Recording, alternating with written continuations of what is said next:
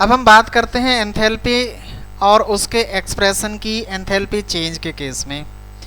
तो बहुत आसान है, ये ज़्यादा मुश्किल नहीं है। एंथैल्पी का मतलब क्या होता है? एंथैल्पी का मतलब होता है कि किसी सिस्टम के अंदर हीट कंटेंट कितना है। दैट इज कॉल्ड एंथैल्पी या heat content of the system. Enthalpy को डिफाइन कैसे करना है, इसको जो है मैथमेटिकली कैसे रिप्रेजेंट करना है?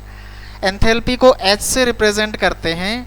सम करना है किस किस का? Internal energy of the system, that is internal energy को हम U बोलते हैं, plus energy arise due to pressure and volume, जो प्रेशर और वॉल्यूम लगता है उसकी वजह से जो एनर्जी निकलती है, अराइज मतलब सिस्टम में जो भी आती है, दैट इज P और V का प्रोडक्ट। तो एंथैल्पी जो है ये एक स्टेट फंक्शन है, दैट मीन्स इनिशियल और फाइनल पोजीशन के ऊपर जो है इसकी वैल्यू का लेना देना है। एक्सटेंसिव प्रॉपर्टी है, दैट मीन्स कि ये मास वॉल्यूम वगैरह के साथ इसका चेंजेज होगा। एक्सटेंसिव प्रॉपर्टी हम डिस्कस कर चुके हैं, स्टेट फंक्शन हम डिस्कस कर चुके हैं। इसके बाद आता है फॉर्मूला एंथैल्पी का जो हमने बनाया है, H is equal to U plus P into V। State function है तो इनिशियल और फाइनल स्टेट के ऊपर डिपेंड करेगा। सो इनिशियल स्टेट में H1 हम एंथैल्पी इनिशियल लेते हैं, H2 एंथैल्पी फाइनल ले लेते हैं, तो वही U1 P1 V1 इनिशियल हो जाएगा, U2 P2 V2 फाइनल हो जाएगा। तो चेंज इन एंथैल्पी क्या हो जाएगा? ये हमारा H2 माइनस H1 यानी final minus initial.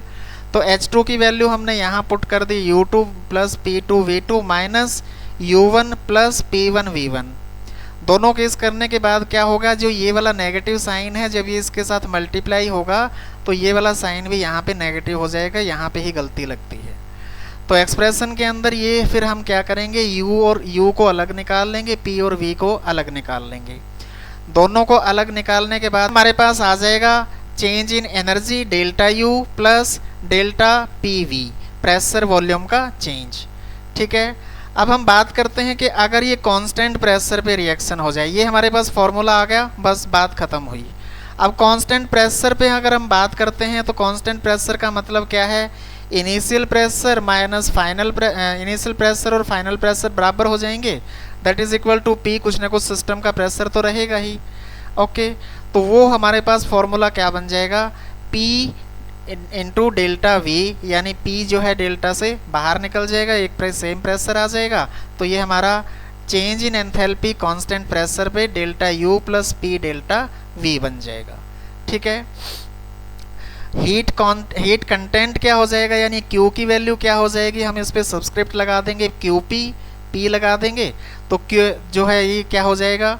That is delta H is equal to QP, यानी कि ये हमारे पास QP की ही वैल्यू होती है, हम पहले पढ़ चुके हैं।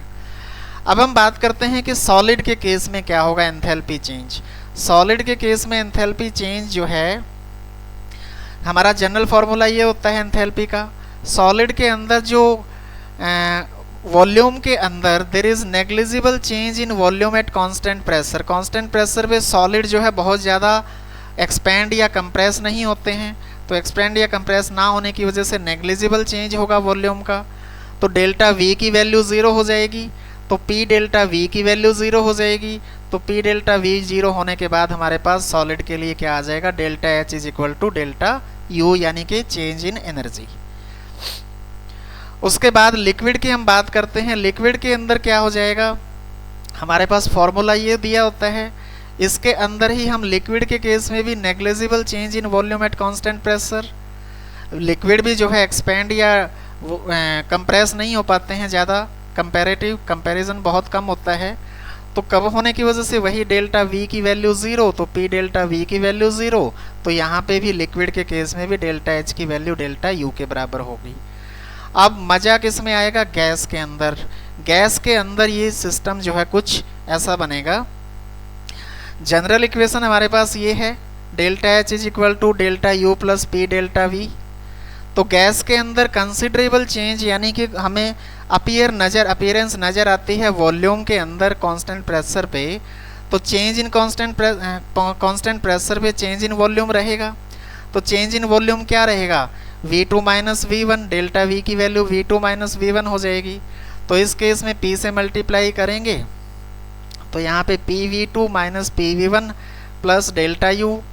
तो in term of number of moles की फॉर्म में बात करेंगे, यानी आइडियल गैस इक्वेशन हम यहाँ पे लेके आएंगे, तो क्या होता है PV is equal to nRT, और PV V1 और N1 की फॉर्म में आ जाएगा। P कांस्टेंट प्रेशर है, R और T तो ऑलरेडी कांस्टेंट होते हैं, इसी तरह से V2 और ये N2 RT हो जाएगा।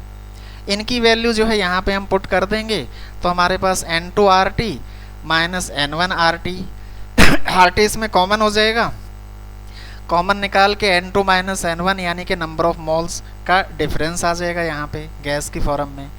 तो नंबर ऑफ मोल्स का डिफरेंस आने से हमारे पास इक्वेशन बन जाएगी ये delta U plus RT into delta N जी इसमें सबस्क्रिप्ट लगा देंगे, दैट इज गैसियस स्टेट की हम बात कर रहे हैं।